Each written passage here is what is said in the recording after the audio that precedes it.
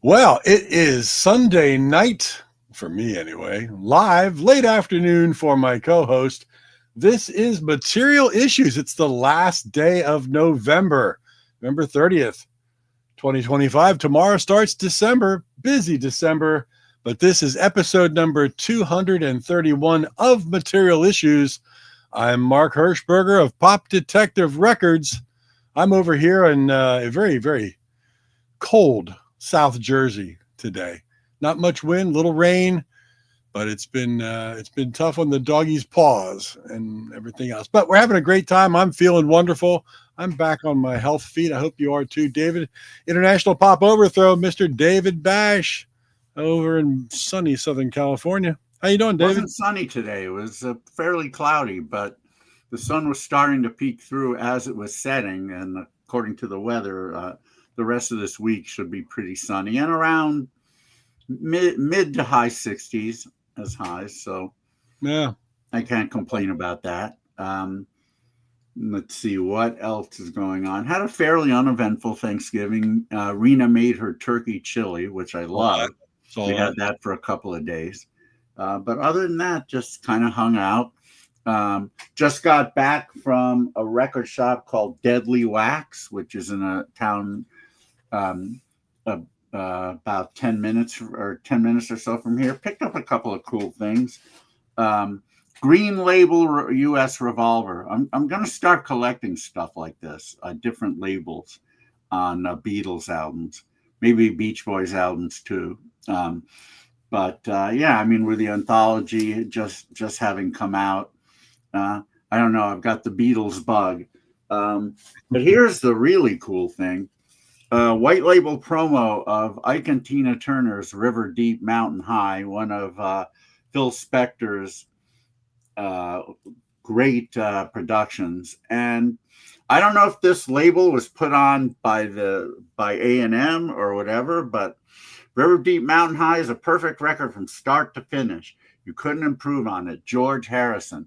Oh, wow. I think that's legit. I mean, the catalog number here is correct. I mean, anyone could have done that, I suppose. But, I mean, yeah, probably so. And got the original A&M sleeve in there, and great white label. I just love white label programs. Hey, Tim. What happened to your handle there? Now you have an Insta handle or something? You might be checking in from Instagram. Who knows? That could be. Good to see you, Tim. Let's see. Skits, that's good.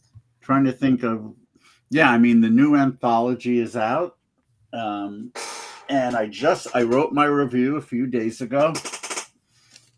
Whoa, gotta be careful. The anthology collection of the 4 anthologies on vinyl.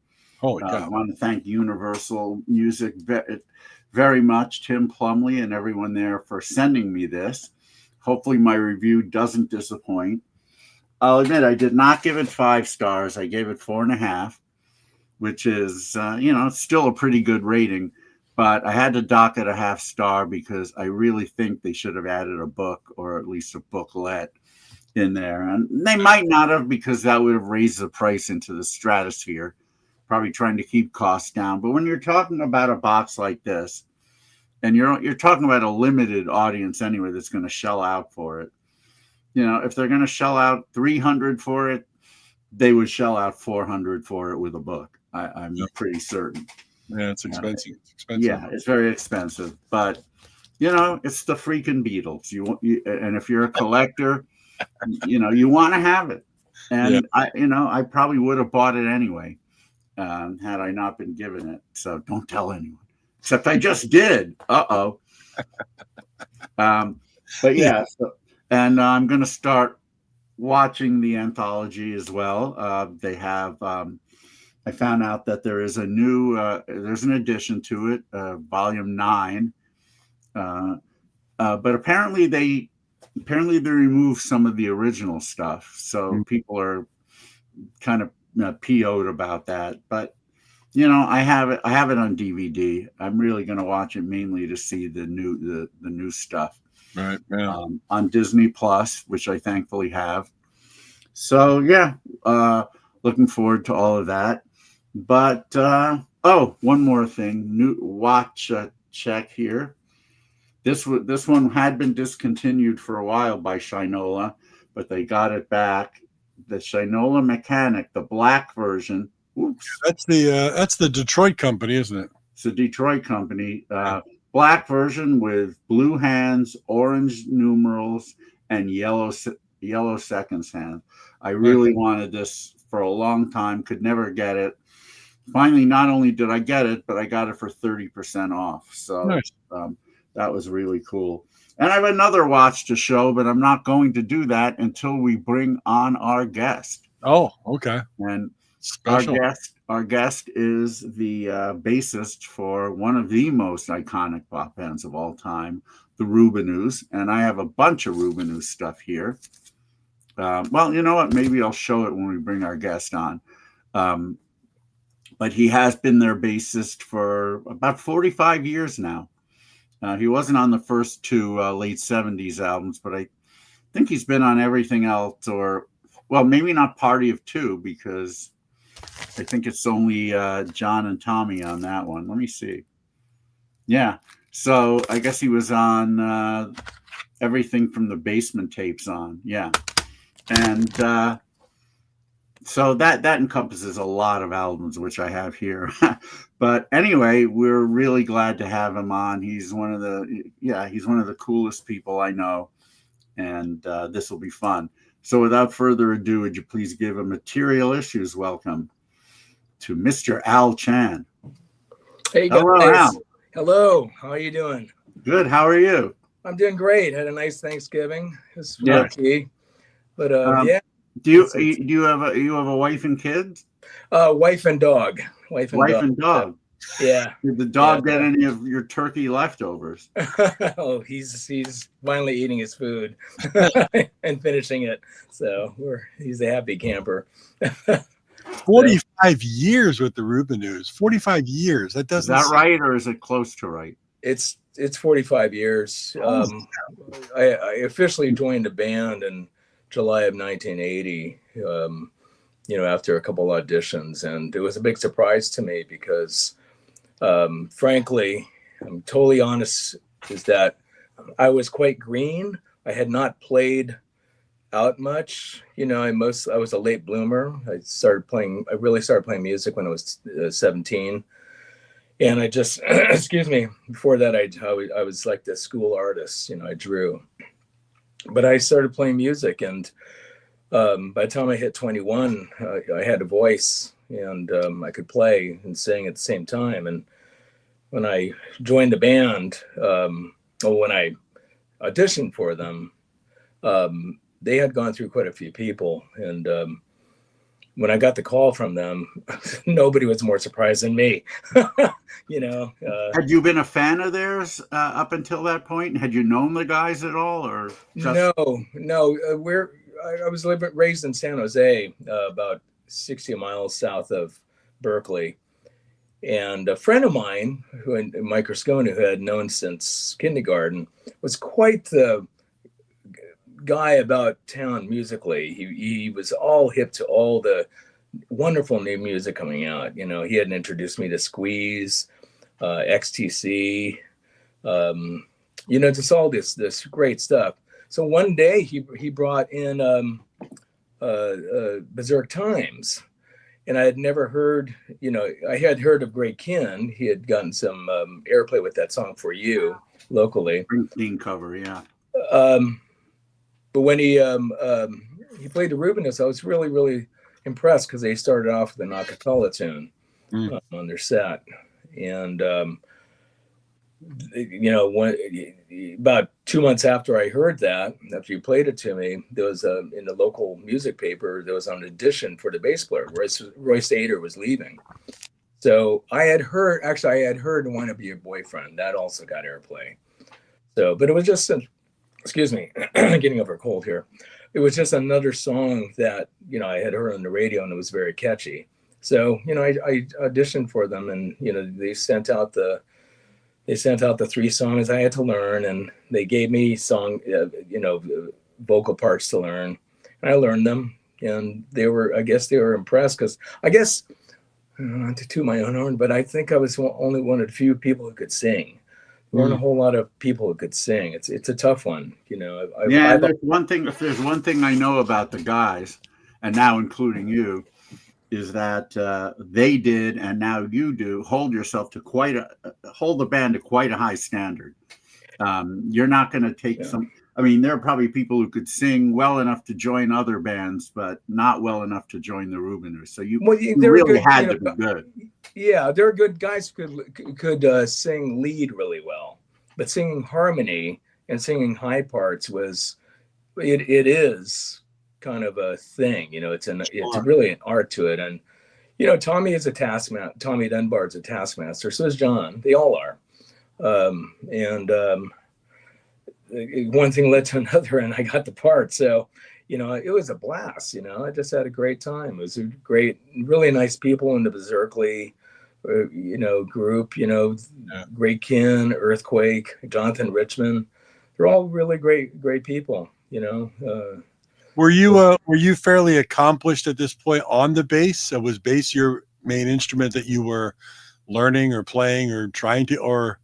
I was okay. I was okay. I could learn parts and sing them. As you know, you kind of have to. I remember reading an interview with Sting, and he said when he has to play more complex parts, it's not easy, you know, while singing a lead part. So I could learn parts and sing at the same time. So I think that's what was impressive to them. I was okay bass player, you know, but. Really, I'll be honest too, is that after I fought cancer in 2020, and I forgot how to play completely. You know, the cancer chemotherapy fog, just obliterated everything. So I learned how to play again, and I think I surpassed where my talent was on bass. Wow. You know, I really was determined to get it back. So. It was definitely a weird time, 2020, 2021. For a lot of reasons, yeah. Yeah, for a lot of reasons, and really the world, you know. But, you know, it's just sat here getting well and practicing all the time, you know. So to answer your question, Mark, I was an okay bass player. I was all right. You know, I didn't rate myself highly. I think I sang more, you know. Right. You know. I know how difficult that is, just to play bass and sing, period. You know, but back when I started in high school, I played bass, and I ended up being the lead singer in my first band. And there were songs that I said, I can't do this. I was the only lead singer, and I could not play some of the bass lines and sing. Do you remember what songs? I'm just curious. There was a lot of I kept it kind of simple, but we were at the time doing a lot of like Generation X and 999 and the Clash and different things. But when we wanted to do something a little more complex, like Never Been Any Reason by Head East or something. Oh yeah, we used to do that. Yeah. What a great song, but my head went different ways and my hands wouldn't follow me. So yeah, it's really one of those things where you really gotta coordinate where everything becomes muscle memory. And yeah, that's where it was at with me, you know, learning, you know, 40 songs, you know, before our first gig. You know, I really had to, you know, sit down by myself, have no social life at all, just do this, you know. But it's well worth it. Still worth it. What other instruments do you play? I started out on piano. My mom got a piano when I was a sophomore in high school, so I that's kind of where I learned how to sing too. And then I play guitar, of course, and that's still, all that stuff's still going on. Piano, I'm a little rusty at because we don't have a piano anymore. But you had a musical family, your mom, you know? Not really. No? I mean, she took lessons when she was a kid, but she hated it. But she saw some potential in me learning how to play, you know, as well as doing my artwork. Excuse me. Yeah, I mean, it's amazing how many of our guests that we've had on here, you know, quite accomplished musicians and things from the 60s and 70s where, like, well, you probably had musical family, mom, dad, and they're like, no, no, Oh. it's like, oh, wow, then where did this come from? And it just is, it's a love of what they heard and wanted to get. Yeah, you know, I just love music. I still do. I'm you know, I consider myself still a fan. You know, it's like I love music, and I love, you know, a lot of times I don't want to meet the people, but I'm just such a fan of their music. It still does something to me, you know, and I've heard, you know, here, then, and everywhere a million times, but I can put the headphones on and get lost, you know. Yeah. I mean, you guys just mentioned having bought this green label revolver. That's wonderful. Just about less than an hour ago. So that's awesome. That's awesome. Yeah, that's one of my favorite Beatle tracks is Here, There, and Everywhere. That's that ranks right up there for me now. But yeah, we just love music so much, and I just wanted to learn how to play, you know, and make people happy. And, you know, I think, you know, I was talking to, excuse me, had a communication with Larry Lynch, who is a great kin band drummer. And, you know, we both said we've made people happy at this point in life, you know. Yeah. I'm 66, he's 76, you know, and still playing, you know, because he loves doing it, you know. That's very, very cool. That's really the only reason to do anything. I mean, if you get paid well for it, that's awesome. But right, the main reason is to be happy and make other people happy. Exactly. You know, it's a gift to play too, and sing, and, you know, still being the Rubinoos. Oh my gosh, you know, after, you know, those guys have been together since 1970, you know, those other three guys. So that's why the realization hit me when it was when David was like, 45 years you've been in the Rubinoos, and I can't wrap my head around that, because that means I can't either. Because that means I've been listening at least for 45 years through, and that's just man. No, I mean, I've been listening to Top 40 radio, and I was a late bloomer, and I was listening to Top 40 radio since 1970. I'm 67. Okay. Were you a big fan of Top 40 radio? Oh, big time. Big time. It's all this, you know, I turn to Marla, my wife, more, you know, almost every day, saying what a grand time we went through, you know, being raised during that time where you heard Wilson Pickett next to the Archies, next to, you know, Badfinger, you know, I mean, you know, Beatles were still around, you know. It's what a great thing, you know. All that stuff is still in us, you know. Yeah, that's exactly what I mean, I talk about 1970, which was the first year, and probably because of that, my favorite year of Top 40 radio. And yeah, I always say you could hear Johnny Cash, followed by the Carpenters, followed by Led Zeppelin, followed by the Jackson 5, followed by Ray Price. I mean, and it was all music. It wasn't just wonderful. I mean, there may have been a few labels put on it, but basically it was just stuff we liked. It's amazing how, as kids, we were fed so much adult music, and we liked it. We didn't think it was uncool. Yeah, exactly. You know, I loved Frank Sinatra, you know, who had hits, you know, when I remember Nat King Cole, you know, I loved, you know, of course, the Beatles, you know, and it's great stuff, you know, all that stuff is still in there. We grew up in a time, I'm a little bit younger than the two of you, only by about 3 years, but, you know, so I was just a toddler when the Beatles first hit. But, you know, growing up into the late 60s, then getting into the early 70s, I could immediately look back at all the Beatles catalog and love it. We were exposed to the Frank Sinatras and, you know, the Dean Martins and Sammy Davis. They were still on variety shows and they were still alive, so we were exposed to that. And then you start coming of age and starting to like girls and things when the 70s hit, and then all that great little run of 70 to 74 with all the great innocent songs that take you right back to the first time your heart was broken when a girl said no at a dance on a Friday night or something. And and that couldn't have ever happened to Al, though. He's too cute. No, it happened. I got my heart broken. I just think it was my wife. So it was a great age to grow up and appreciate everything that was, you know, even back into the 50s with the rockabilly stuff that I love, and you know, then you're still in that wheelhouse when the late 70s and the punk and new wave hit, and then you're just starting to kind of age out of just like the rock and roll stuff when the 80s synth pop hit, and you were like, okay, I that's all right, but I still love what I love. And right, exactly. I think mostly it was because there was such diversity. Yeah. And that really is, where even the Rubinoos come from. It's like we're a power pop band. We're very happy to be, that put on us, but really, we listen to everything. Jackson 5. People ask me, what do you guys sound like? And I say, well, we love the Beach Boys and the Jackson 5 and the Beatles. What can you say? And and they kind of look at me blankly, like, you like the Jackson 5? It's like, yeah. Why not? They were awesome. Why not? Exactly. Why not?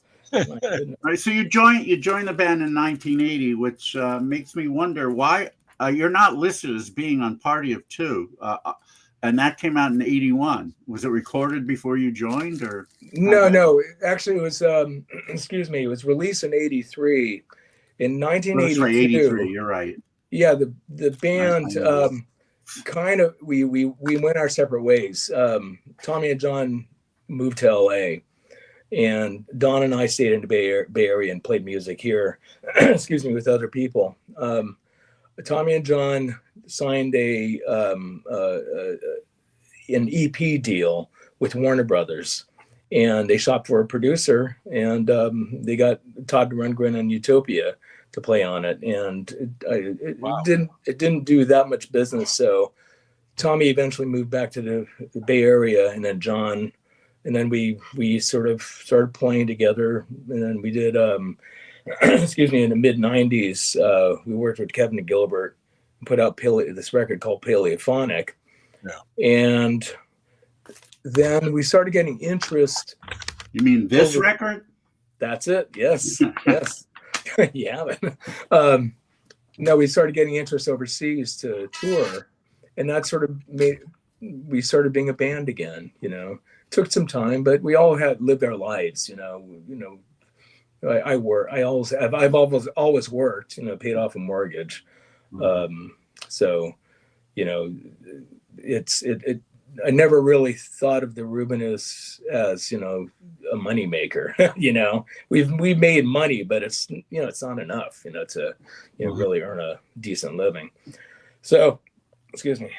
So anyway, the Party of Two record was because he had moved to LA and signed a deal. If it was to be fair, if it was successful, I think the band would have gotten to get back together again to tour for it, and maybe other things would have happened, but it was not meant to be. The weird thing is, Basement Tapes, which I'm sure you're familiar with. That was maybe. Oh, wait a minute. How did I find that? There you go. I just snapped my fingers and there it came.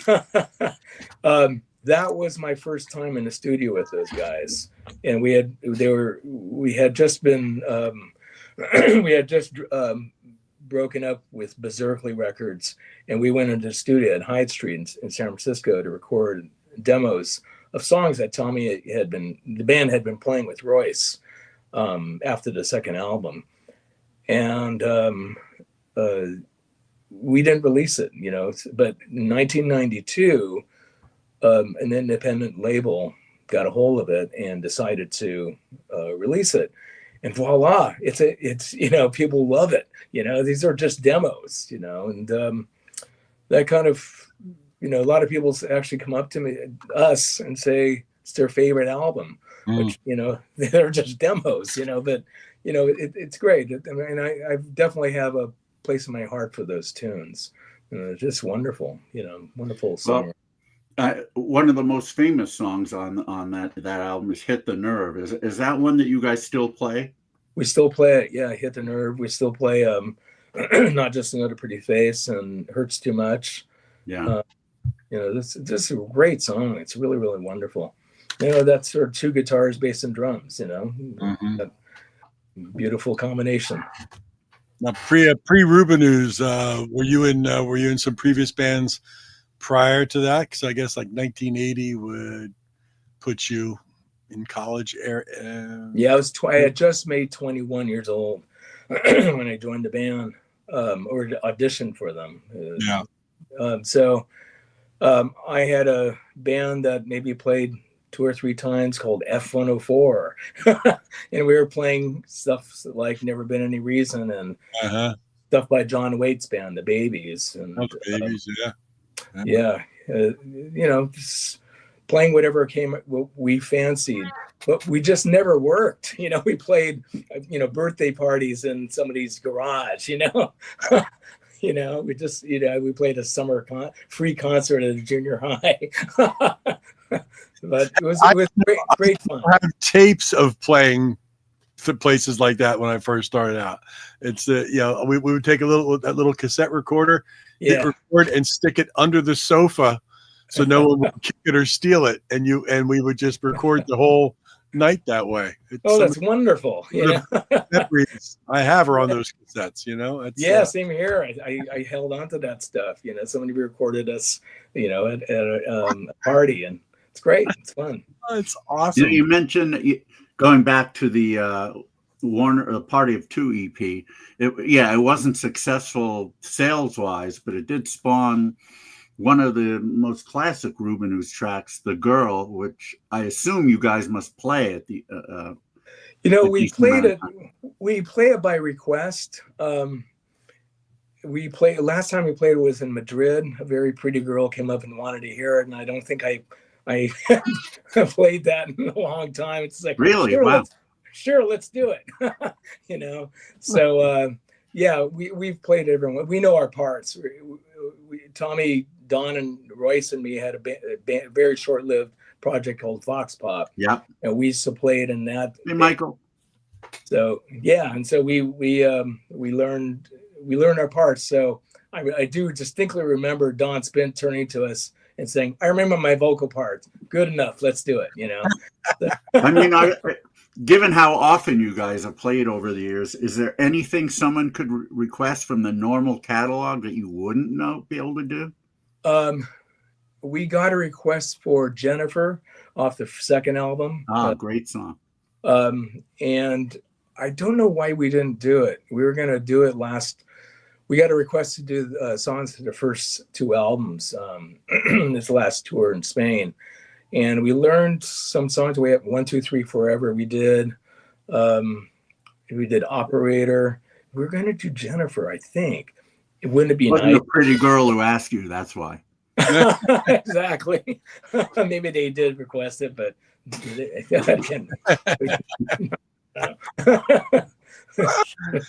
yeah, David said that. David Bash, all correspondence to @davidbash.com. Exactly. And Michael McCartney from the Time Machine in Hawaii, Lahaina, just checking in. Hey, Michael. He wants to know if the band gets requests for Ronnie. Funny enough, we do. Tommy has a hard time with that song. It might be a little bit too high for him to sing, but I don't think we've actually ever sat down and learned it. So I don't know maybe what the excuse is, But, we get requests for it. We definitely get requests.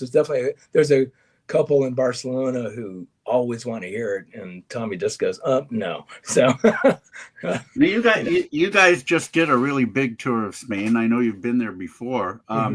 What's it? I mean, I have never done IPO in Spain. I have not been there. I have not been anywhere other than the airport, but it's something I've been thinking about for a long time, knowing how, rabid the power pop fans are there. What is it like playing there as opposed to other places? You must be absolutely adored. Spain audiences are really passionate about the music they love, like Japan. It's something that I've never witnessed anyplace else. And we've played, a lot of different places, since I've been with the band. And it was a surprise to me. I remember our first trip in 2003, January of 2003. We had just been to Japan. Now it's this experience like I've never seen before. It was just crazy, crazy fandom and audiences. And Spain, I was wondering why we're going there. This promoter wanted us to come over. He invited us to play a bunch of dates, and they were just as rabid as the Japanese audiences, and they knew our stuff. It was incredible. They're really, really big fans of, power pop. The songs, the music the DJs play in between our sets are, the beat, Paul Collins beat, and Paul Collins. He loves going there too. Yeah. And they play all that stuff, Flash Cubes, it's amazing. They go deep too, they Phil Seymour, and so they're really into it. Matthew Sweet did great business there when he was playing, Yeah. So going back to you going to Japan, was that Hiroshi from Airmail who put that together? Yeah, he invited us. Actually, excuse me.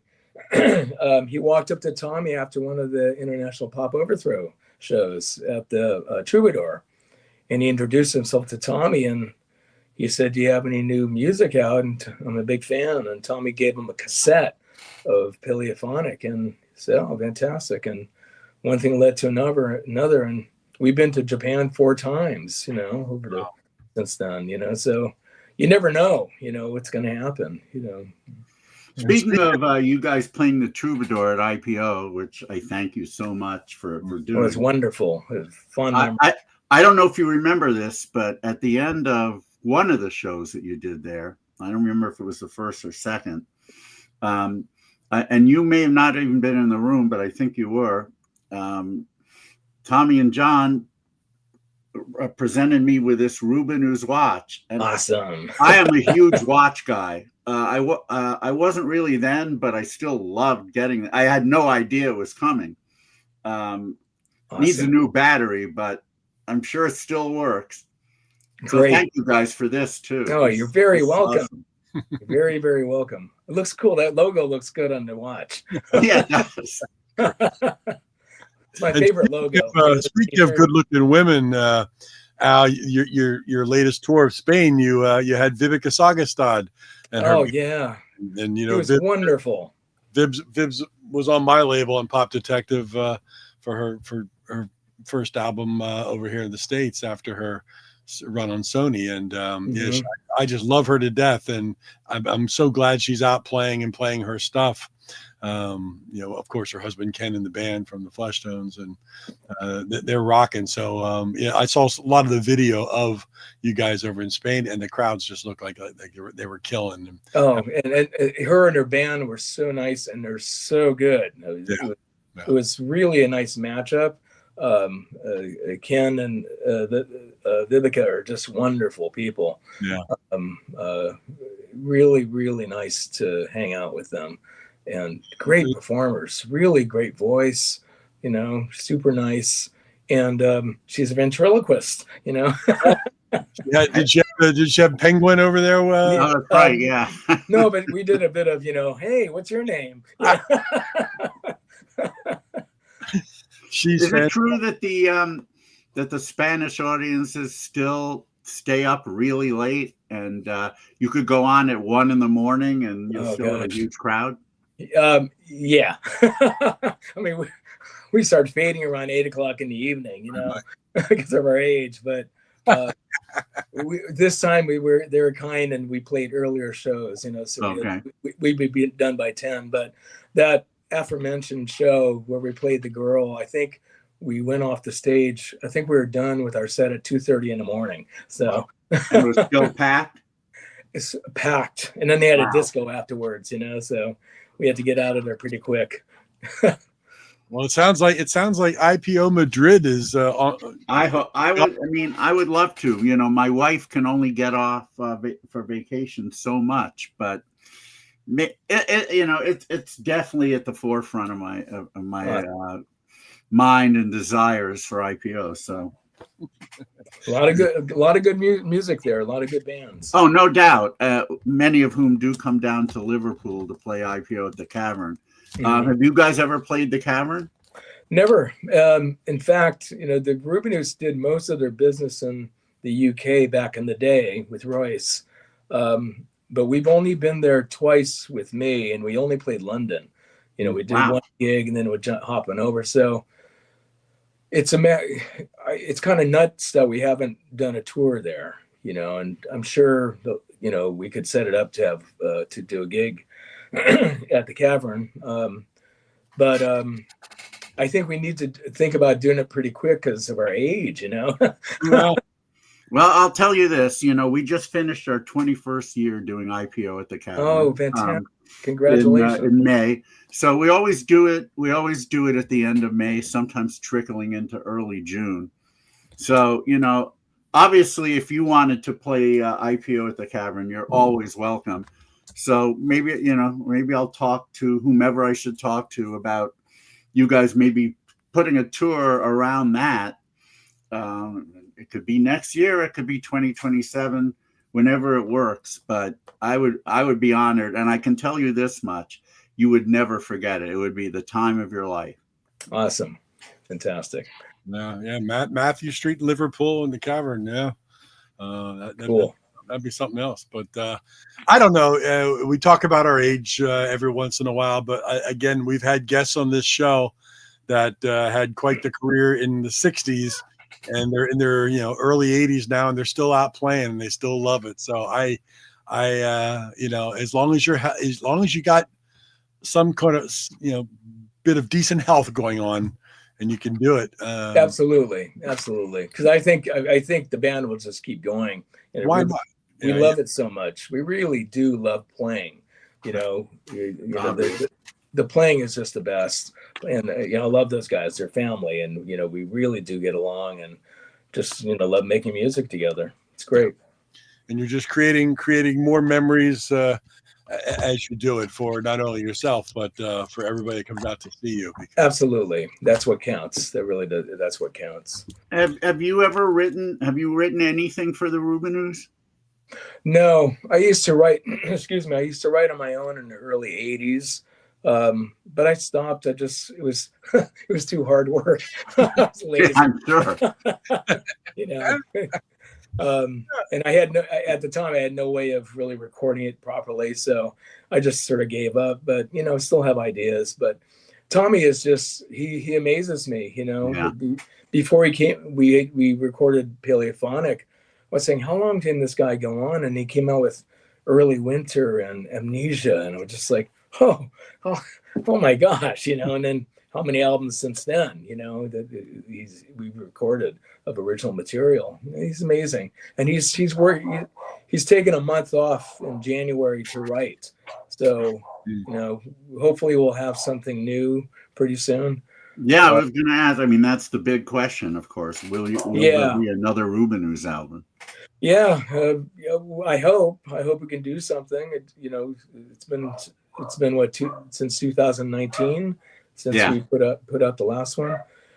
Yeah, Chuck Prophet wants to get involved again, and so, you know, we'll see what happens. You know, I never take it for granted that it's going to happen, but Tommy is definitely determined to, you know, do this, and we are too. You know, we want to record more material. Fantastic. Well, we all hope so. We do. I see. I'm looking behind you. You know, I see all the CDs and some LPs. Do you consider yourself a record collector? I do, except I run out of room. So, you know, boy, is that a common tale. It's bled into the living room now, and I'm sort of getting funny looks from my wife. So, but I, you know, as I said before, and you guys are in the same pocket as, you know, I love it so much. You know, I love putting the headphones on and just getting lost, you know, with a new thing. I am a collector. I like to collect stuff. But I got to be careful. Yeah, no doubt. I am as fortunate as anyone could be in that my wife kind of just shakes her head and laughs at all the stuff I buy, because I've spent some the best decent thing, money. David, is doing this in a record store, you know. Oh God. Well, I'll tell you this, and I've told this to other guests that we've had. If you ever go, well, I'll just ask you this right now: have you guys ever played Stockholm? They have, I believe they have. Oh, before you joined, or Before I joined? Yeah, before I wow, joined. so it's been that long. Well, I can tell you this: it's a beautiful city. A lot of great pop bands in that city, and a lot of rabid pop fans. We've done IPO there for quite a while now. Wow, and, cool. There's a record shop called Nostalgie Palazzo, which Mark knows about. In fact, he got me a gift certificate to it for my birthday once. You have never seen such amazing records in a shop in your entire life. I mean, I know I haven't. Every year we go back there, I can't wait to dig through. I mean, I was looking through the stuff last time in June, and the clerk noticed what I was picking out of the bins, and he said, "Oh, we have a rare box. Do you want to look at that?" So, yeah. And I went in, and one of the first things I see is an original Japanese Ivies album. Wow. I know. I'd never seen one in my life before. That's cool. They also had a red vinyl original Japanese Revolver.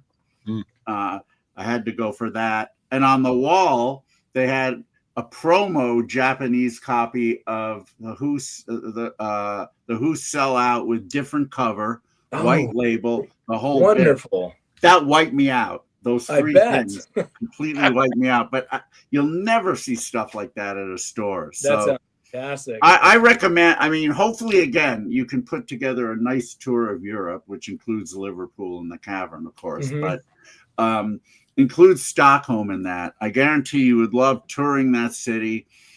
Record shopping is just great there. I mean, that's not the only good shop. They got lots. I think they just had a Power Pot festival there. I believe so. That might have been IPO. Maybe it was. Because we were there in June. Okay. Yeah.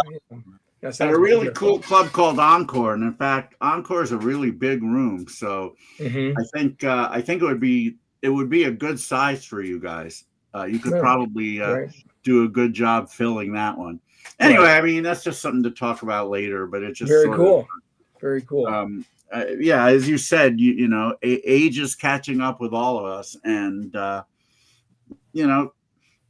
nice European tour hopefully will be on all of you guys' bucket lists, and you get to do it. It'd be nice to, and it'd be fun to play England again. You know, we do great business there, so we'll see. I'm sure, we'll see. I know, Al, you and I have we've gone back and forth every once in a blue moon, but mutual love for Justin Curry. Oh my God! Have you read or picked up the Tremolo Diaries yet? No, in fact, did you recommend it to me? Yeah, yes, you did, right? You gotta get it. Yeah, I have several friends who just said you got to get this. It's I have a Delamitri biography, and I'm a huge fan, and I'm sorry he's going through this. Yeah. I've talked to him about it, I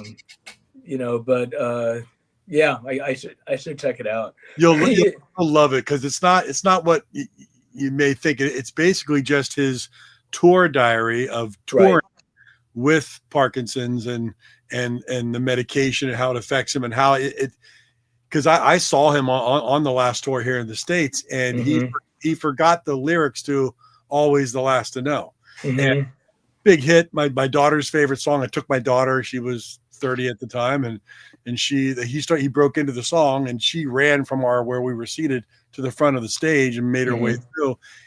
And 1 minute in, he goes, stop, I forget the freaking lyrics, and he started all over, and everybody loved it. But this whole Tremolo Diaries is very cool in that it's basically his diary of being on the road, and how much of a curmudgeon and a codger he can be to just the general public when he's just it's funny though, I like his style of writing. It's wonderful.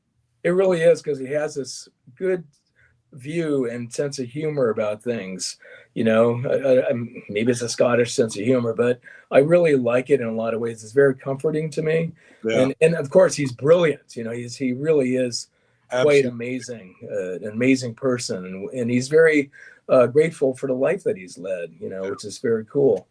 Except 2 times I talked to him live, he wouldn't admit to being in the Uncle Devil show.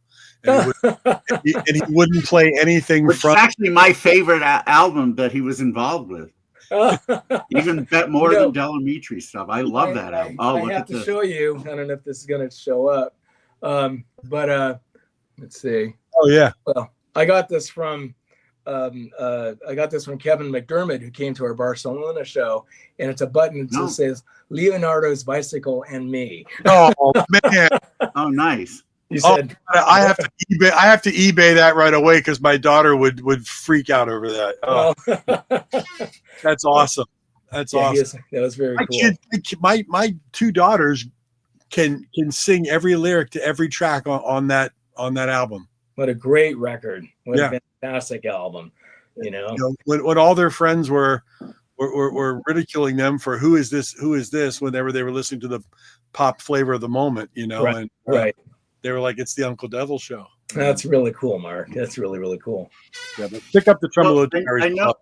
I know you guys. I mean, you don't have a tour of outside the U.S. planned at the moment, but any plans for local shows and maybe semi-local, like coming back down to L.A.?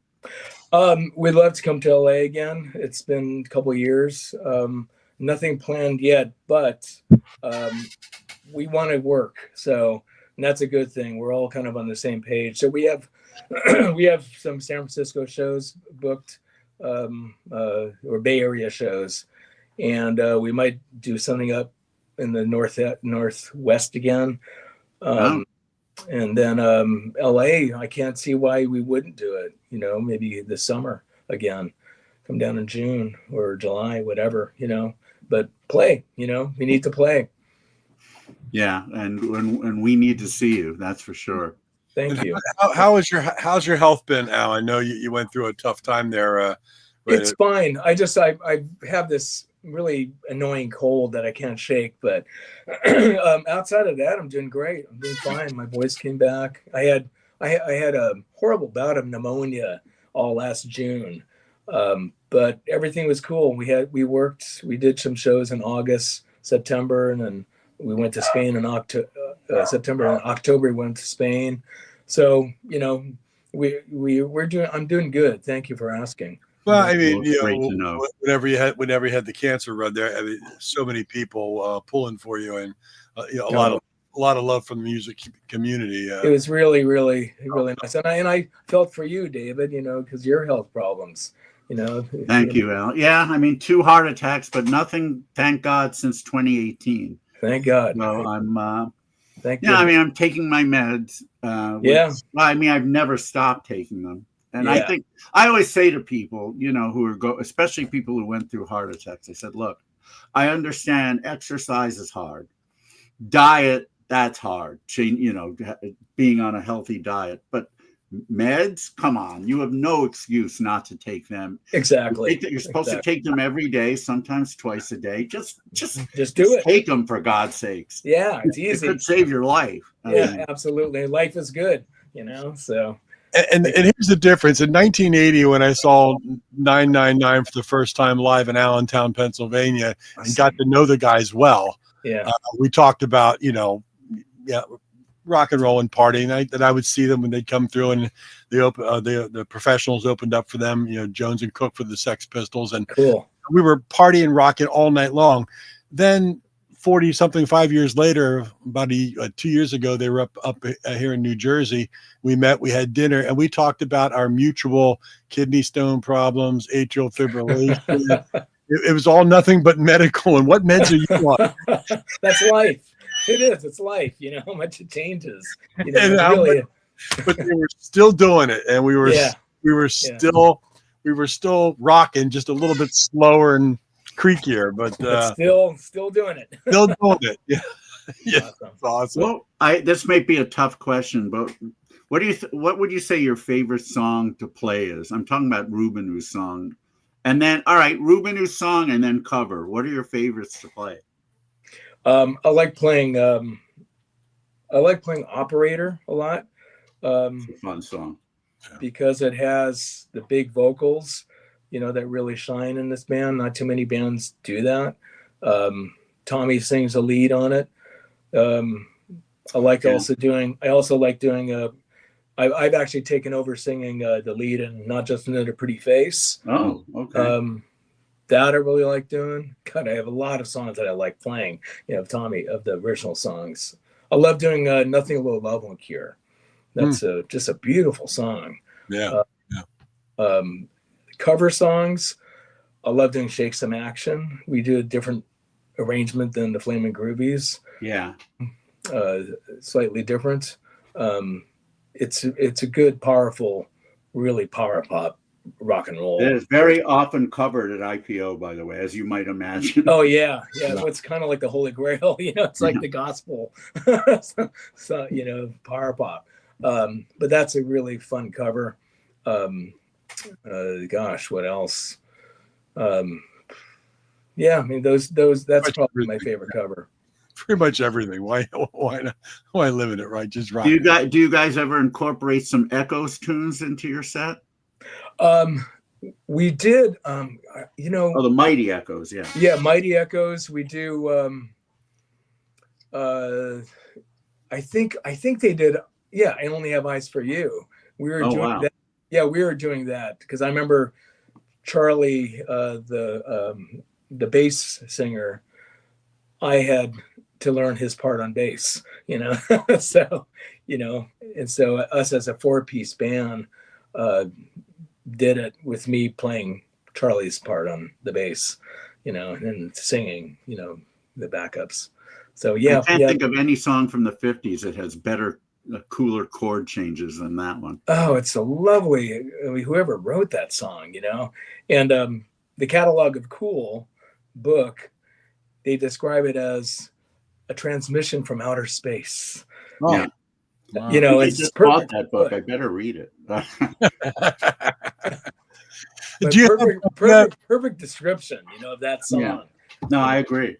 I like it. Al, do you have your finger on the pulse of some younger bands of today? Do you have anybody that has really only the Lemon Twigs? There we go. I just love it. I absolutely adore that band, and they're so talented, and they're so focused on their music. I don't know anybody else in my stratosphere that is really music stratosphere that's that focused on songwriting and performing. I mean, it's kind of exhausting to me in a lot of ways, but it's them, and I just keep on doing it, guys, because you got it. They're very, very talented. I think they will, and you've heard it here first, but we had at IPO New York earlier this month a band from Baltimore called the Candy Rocks. They're very young as well. One of them, their dad is in the great band Starbelly, but they have done shows with the Lemon Twigs, and you can definitely see why the Lemon Twigs would want them on the bill, because very cool. They're young and have great songs as well. And I'm hoping that they can find a similar success, because we need young bands to want to do power pop, and and just write songs. Hard to get that. Yeah, it is. It's hard to find young bands writing real songs, it's not about the band, it's about the music, and that's what I see from the brothers, is it's really about this music. They're very good at it, and I'll look at that band up what you're just mentioning. Yeah, the Candy Rocks. I know they have one really great song on YouTube, so I'll look them up. Once you hear that, I think you'll see what I'm talking about. We actually had their bass player Danny Ayala as a guest on Material Issues. Wonderful. Not that long ago, and we're going to have their dad Ronnie as a guest. Fantastic. In a few weeks, and he's a great singer songwriter in his own right. I don't know. He if is. You know that. Danny's fantastic, and Danny's his record's wonderful. You've heard it. All right, yeah, it really is. Yeah. Probably heading for my top 10 this year.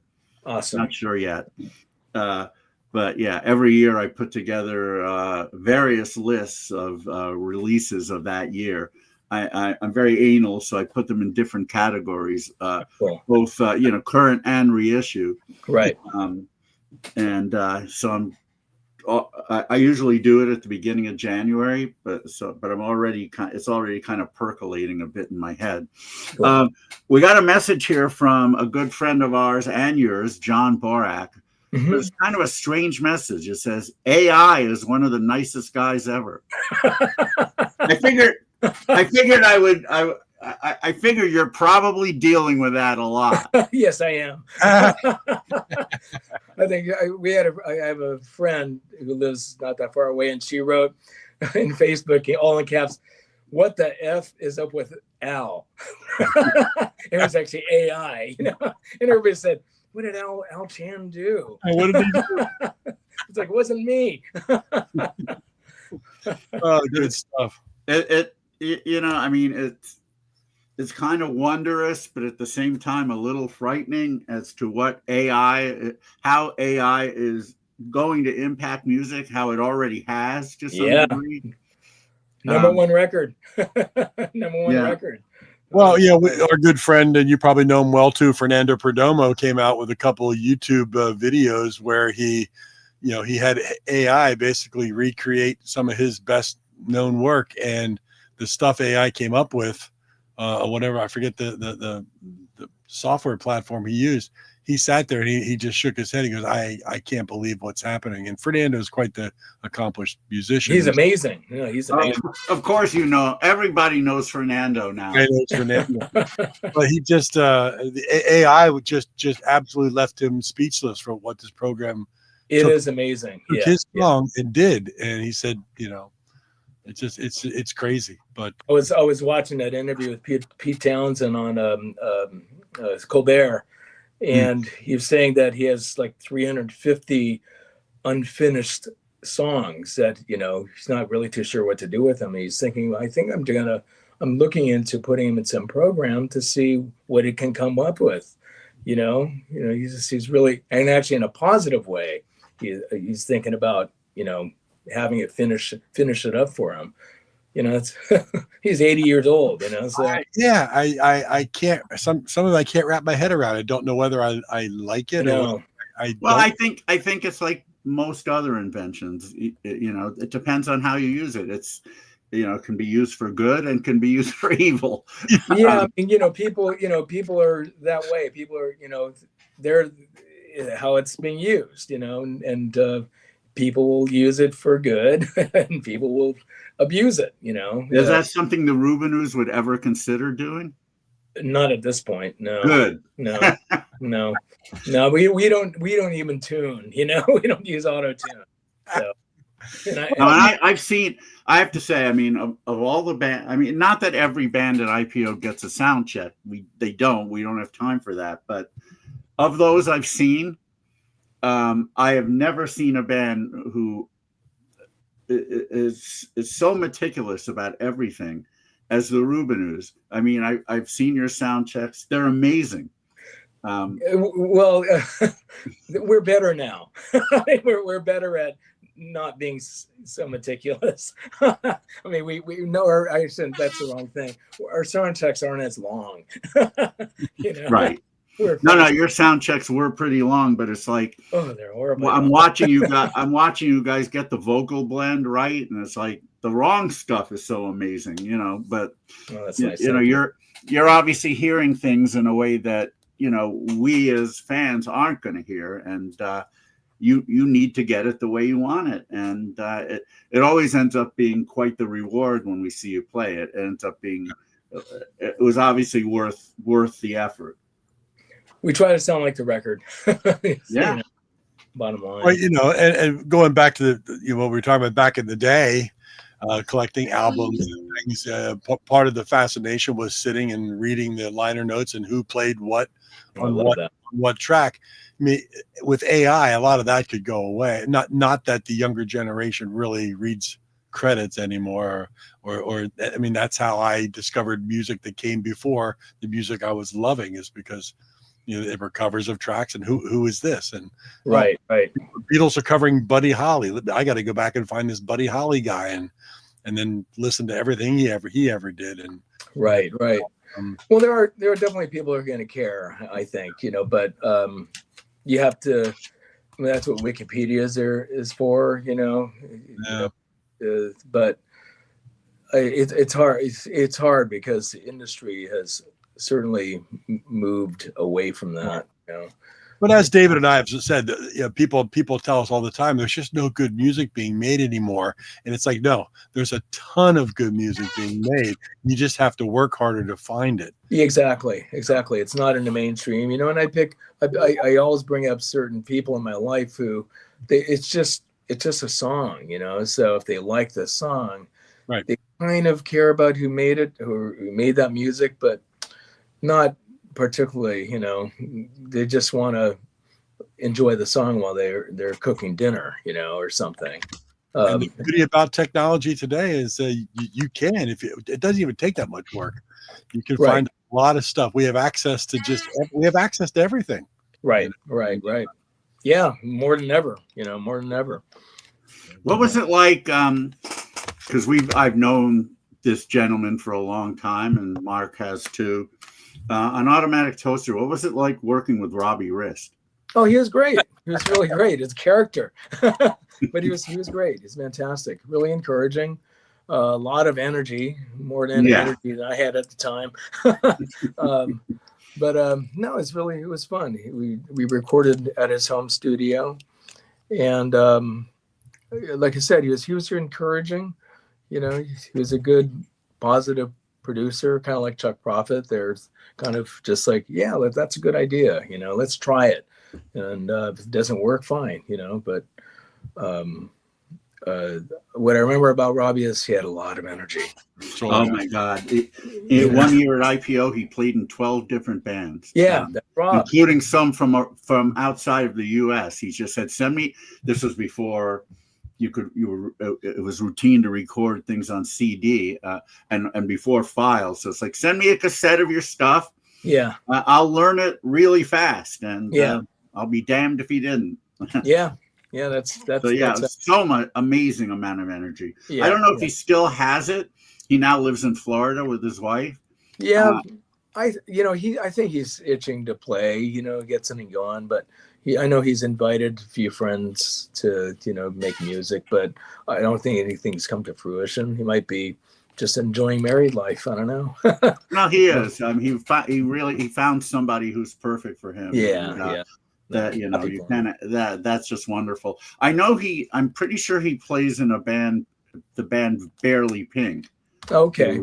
Who had been around in Florida for many years. I think now he may even be a full member now. I'm not sure, but so at least he's doing that. But yeah, it'd be great if he could actually write and record and play some of his own stuff. He's got the talent to do it, you know, to produce. He does. No, sure. And but yeah, there are very few bands more talented at doing what they do than you guys. And I want to thank you so much for all the music. Oh, you're very, very welcome. Given us over the years, all the amazing shows. I mean, I've only gotten to see a couple at IPO, and I saw you at the Viper Room and probably one other time. But I just want to thank all of you very much for everything you've done. Very, very welcome. Makes me and the guys very happy. Yeah, please say hi to them next time. We'll do. They're all getting over what I'm trying to get over. No. Well, good luck with that too. Thank you. We'll look forward to hopefully new music from you and hopefully a bunch of shows. And I am serious. If you do want to put together a tour of Europe, talk to me. I can at the very least, I can give you some recommendations. And at the very most, you have an invite to IPO Liverpool in May of whatever year you're ready to come over there. But I'm happy to help. All right. Thanks a lot, guys.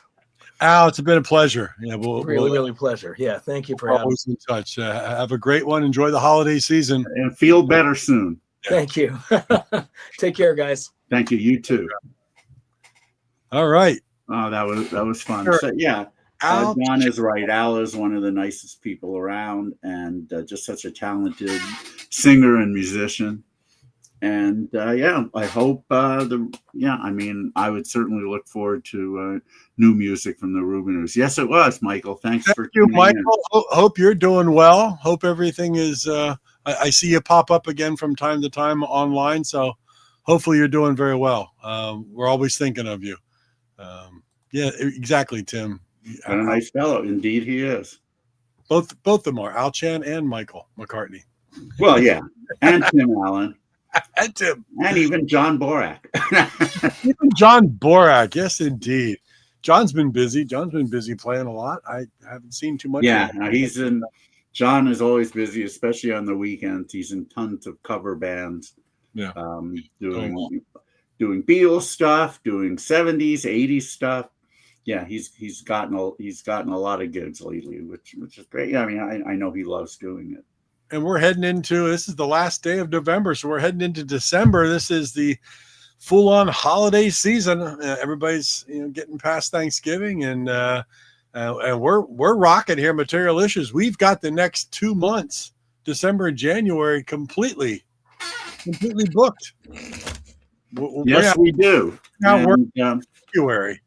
Yeah, and so actually, not only do we have things completely booked, but for the next 2 weeks, we get to relax because we're going to be showing some pre-recorded episodes. Yes, yeah, and the reason they did go very well. Yeah, the reason we do that is because we're trying to get more, European names and people and acts and whatnot, and it's tough to do an 8 o'clock show on Sunday night when it's 1 or 2 o'clock in the morning for them.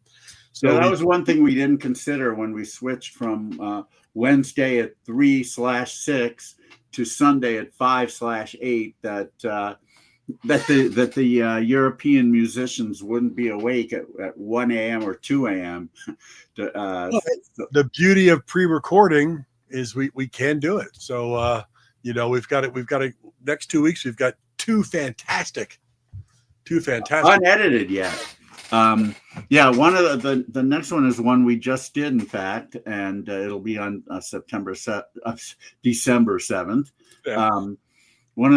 They don't seem to really love being put in the mod category, but that's how most people think of them, and I think it fits, especially since they sound so much like early Who. That's great, Michael. But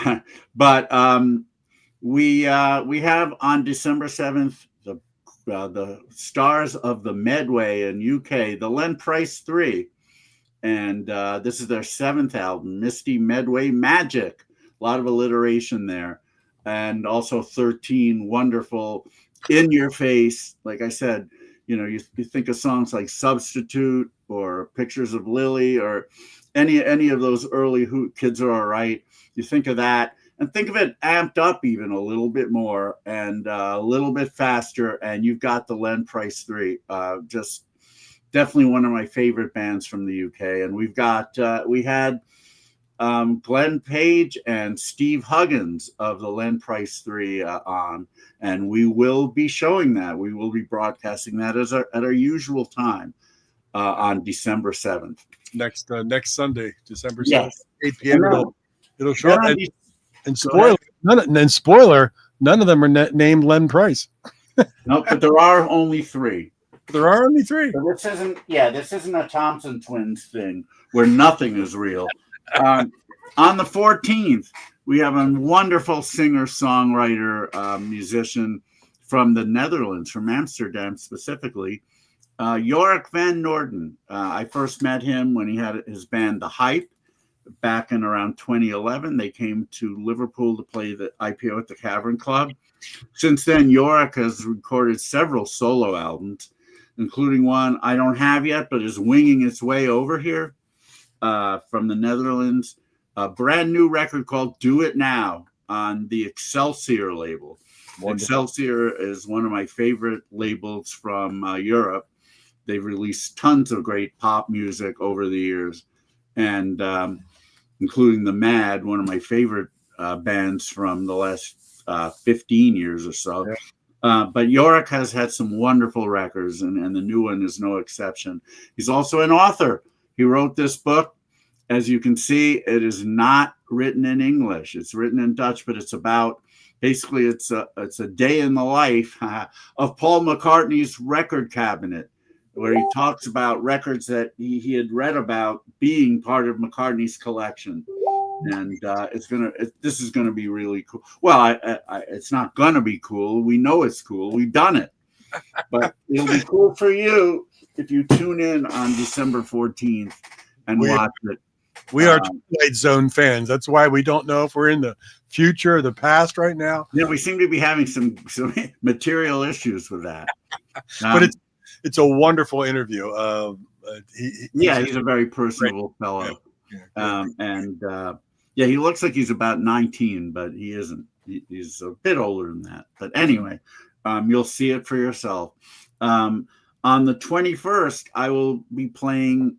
we will be playing some tunes from records that have come out in the last month or two.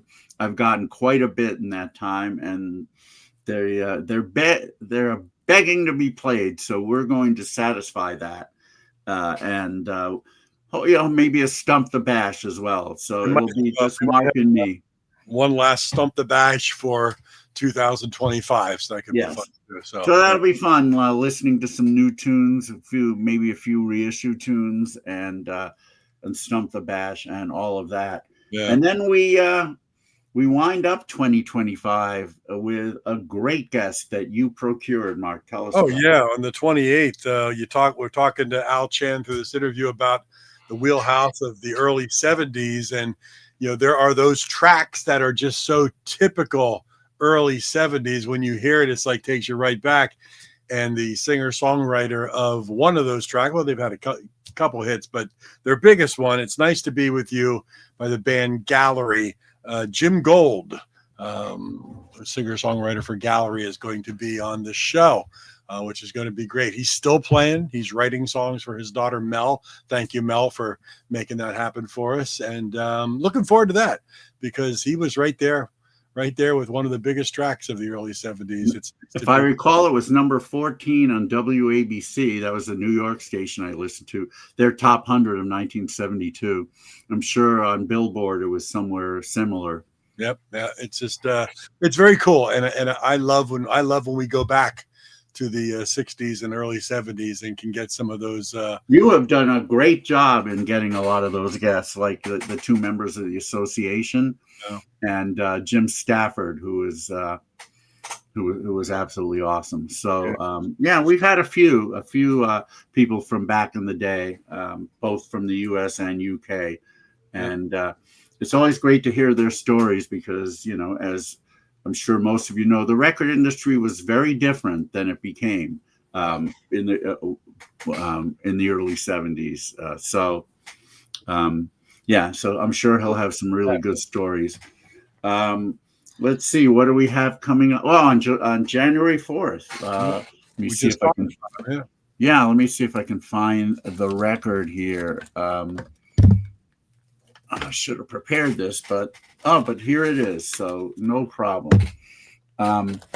We were talking about him with Al, and Al was familiar with the gentleman. The man who spawned the two D'Addario brothers of the Lemon Twigs, Ronnie D'Addario, who was and is a great singer-songwriter in his own right.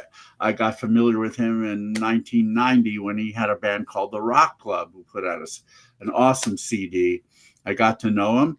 And then he played IPO New York around 8 years ago or so. And this was before the Lemon Twigs had recorded, but the brothers were part of his backing band, and as was Danny Ayala, I guess. So he basically had the Lemon Twig. We had them on stage. We just didn't know it yet. But we're just very small branches. They weren't quite twigs yet. They were nice. They were the lemon stems. The lemon stems, yes. Right. The lemon seeds. The lemon seeds, right. Nice. Yeah, that's what they were. But it didn't take much longer for them to finally make some headway in this pop world we live in. Anyhow, he's got lots of music out, including several songs he recorded in the 70s and 80s that he reissued. I think it's on the Captured Tracks label, which Lemon Twigs were also on, or maybe still are on. But this recently came out, In fact, it was a record store day vinyl item. Yeah. Written by Ronnie D'Addario, produced by the Lemon Twigs. Every song on here features the Lemon Twigs, and also some of them feature some really nice heavyweights of the industry, like Darian Sahanaja and Probin Gregory of Wondermints. Todd Rundgren is on a track. Matt Jardine, that's the son of Al Jardine, or AI Jardine from the Beach Boys. And Sean Ono Lennon is on a track as well. So on our favorite label, well, mine anyway, Omnivore Records. So look out for this. If you haven't seen it yet, definitely go pick it up. It's great. Let's see. So what do we have left? The 11th and the 18th. Who do we have? Well, the 11th, again, I don't want to be condescending about but you need to shut up about right. Talking There's about a band from Atlanta that I got familiar with through IPO called the Shut Ups. They're really delightful. They're quirky as hell, and their songs are just brilliant. They just released their seventh record. It's called Proverbs, and it's actually a 2-record set. And I've heard disc 1, and it's brilliant. So I'm sure disc 2 as well. They've always got some great titles. I Got This Way from Kissing Girls. The Filth May Have Settled on Me. You Know Not What the Day May Bring, He Weeps. And what else do we have? Donnie Hates to Love. Animals Must Not Be Trusted. All Friends with Bruce. I don't know who Bruce is, but maybe we'll find out.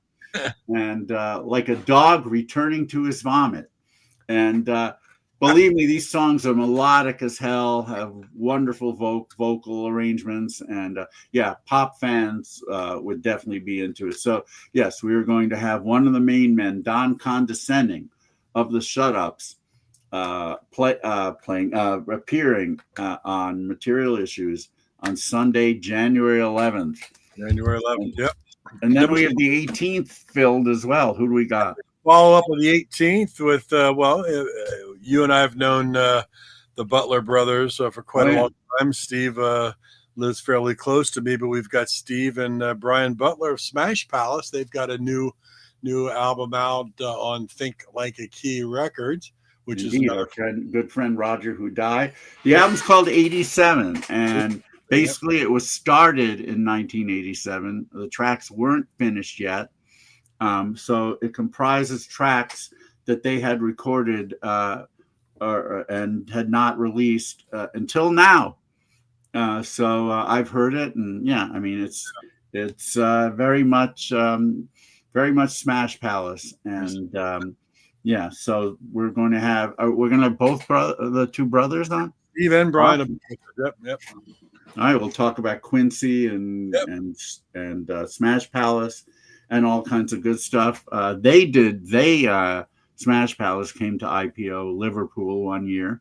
They've also played it in other cities. So which is kind of funny because at the time, Steve was only living a couple blocks from me, and I had never met him until I walked into the Cavern in Liverpool. Oh, that's so funny. Steve, who I could just walk down the street and could have met him back at that point, and it was really crazy. And, where does he live now? I think he's up in Merchantville now. I may be wrong. He might have moved, but that's not very far. Is that in Pennsylvania or New Jersey? About 3 or 4 miles away. Oh, really? Okay. Well, you probably, one day if you're feeling ambitious, you can walk the dogs to his house. But it's just crazy that I had to go all the way to Liverpool to meet a guy that I know close by. I've had that a few times too, where I've met local bands. Local artists to LA for the first time I met one, Karen Nash, for the first time at IPO Liverpool. And I met the Cherry Blue Storms for the first time at IPO Toronto. So it is funny how sometimes it works. Oh, look who we have here. Well, hello. Oh, you need me to open the jar? Yes. No, just kidding. Is this a show of your masculinity and strength? Was this set up? Was this was going to happen? I got pickle juice on my shirt. That was a setup. That was a setup. No, what she wanted me. Hold on here. I got to clean this off before it stains. Can you believe this? Why did I fall for that? Thanks a lot, honey. Well, you know, whenever that'll teach you to handle your pickle around Rena. That's right. Oh my God. Oh my God. You know what? This is material issues. We always have material issues. Hopefully right now he needs material tissues. Yeah, hopefully I got it off so that it doesn't stain pickle stain on this really nice shirt. Sure. Yeah, that's it, Michael. You need to start that band. That is funny. All right, so yeah, the Butler Brothers, Smash Palace on the 18th, and then we're going to finish up January on the 25th with hopefully you'll be all set and ready to go with your top 25 albums of 2000. That's right. Oh, I better be set by then. Usually I have it done at sometime during the second week of January. I always love that show. We've been doing that now for 4 years. I'll have it in there, please, honey. we're finishing up, but thank you. I have nowhere to put anything on this desk. That's why my pen dropped and broke, which I'm still pissed off at. But yeah, so be more careful. 25th for David's top 25 albums of 2025. It's always a great show. You play a track from each. Yeah. Yep, you hear a lot of great music and figure out the top 25. And going across the bottom of the screen, materialissues.com. Make sure you head over there, subscribe. All 231 episodes after we hit end for tonight are archived there. So a lot of these things that we've been talking about, like we've had this artist on, we've had this artist, they're all there. So go check it out. Tell all your friends about Material. Our YouTube channel, yes. Our YouTube channel. It's where they're all stored. So if you need, and you know what, there's also the podcast. If you go to any podcast thing and put in whatever your podcast player is, put in Material Issues, you won't see the video, but you can hear all the audio on a podcast if you want to listen to it in the car or as you're jogging, as they say. Except you really need to watch them if you can, because you could see something like me spilling pickle juice. Pickle juice, right? Yeah. So it's good. We appreciate everybody, hanging out with us. It's been great tonight to see Tim, as always, and Michael McCartney from the Time Machine. Great to see you both, and John Borak a little bit earlier. It's always good. Thank you, Tim. We appreciate it. Thank you, Tim. Yeah, nice. So everybody, have a wonderful finishing up of your holiday Thanksgiving. Have a wonderful few hours of November left. Yeah. So we look forward to seeing you back here next Saturday. It'll be a pre-recorded show, but it's a great show. Sunday. Sorry, next we Sunday. Recorded it on a Saturday, but it just goes everywhere. But at the Len Price 3, you're gonna love it. So join us back here again. We love doing what we're doing. Absolutely. Love it too. So David, love to Rena, and have a wonderful rest love of your to Ches and Audie, and to your daughters, who one was here, the other still is. Not here, but no, they're not at my house, Mark, I promise. Aloha. Aloha, Michael. Aloha to everybody else listening. Thanks so much.